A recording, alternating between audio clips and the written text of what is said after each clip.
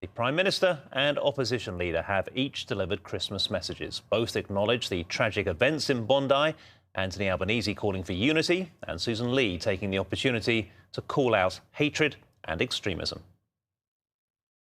Wherever you are across our wonderful country, Christmas will feel different this year. After the terror inflicted on Jewish Australians celebrating Hanukkah at Bondi Beach, we feel the weight of sorrow in our hearts. As Christmas brings the message of love and compassion, we grieve those whose lives were stolen and those whose lives were changed forever. Together we give thanks for the extraordinary courage that shone so brightly through the darkness. A powerful reminder that in the worst of times, we see the very best of the Australian character. It is in that spirit that Christmas brings Australians together to celebrate all that we have and all that we share. For Christians, this is a sacred celebration of the birth of Jesus Christ and a time to reaffirm faith. It is also a time to express our gratitude to everyone who gives up their Christmas for the sake of others. We give thanks to our emergency personnel, our medical workers, our hospitality and charity workers, and so many more. Likewise, the volunteers who spend the season of giving devoting their time and energy to serving those in need, exemplifying the Australian spirit of kindness, generosity and compassion. We also thank our Defence Force personnel who forgo the comforts of home and family to defend our nation. To each and every Australian, I wish you a Christmas of peace, safety and love.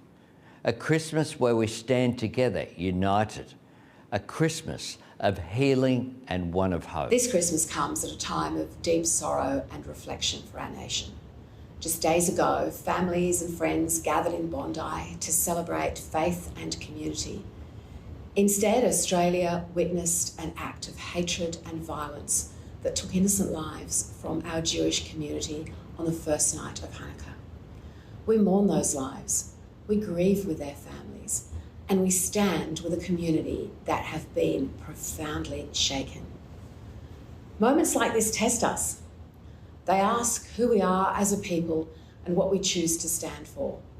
Hatred and extremism have no place in Australia. Anti-Semitism has no place in Australia. Our strength as a nation lies in our decency, our courage, and our willingness to stand together, especially when it is hard. Christians like me will be celebrating the birth of Jesus Christ, and with his arrival, a message of peace, hope, and joy. Those values matter now more than ever. They call upon us to comfort the grieving, reject division, and deepen our resolve to love and care for one another. This has also been a difficult year for many Australians. The cost of living has placed real strain on families, and for some, this Christmas will feel heavier than it should. If you are doing it tough, please know that you're not alone. Your community matters, and you deserve leadership that listens and acts.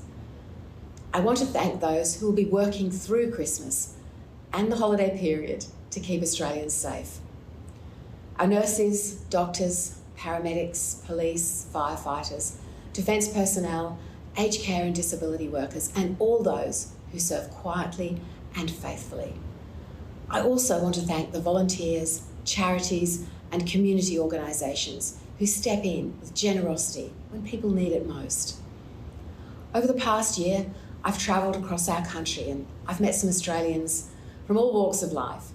Even in moments of grief and uncertainty, I've seen compassion, resilience, and an instinct to look out for one another. That spirit endures, and it gives me confidence in our future. This Christmas, we also remember those we have lost, and we stand with those who are hurting, and we hold fast to the values that bind us together as Australians. From my family to yours, I wish you a safe and meaningful Christmas, and may the year ahead bring healing, renewal, and peace.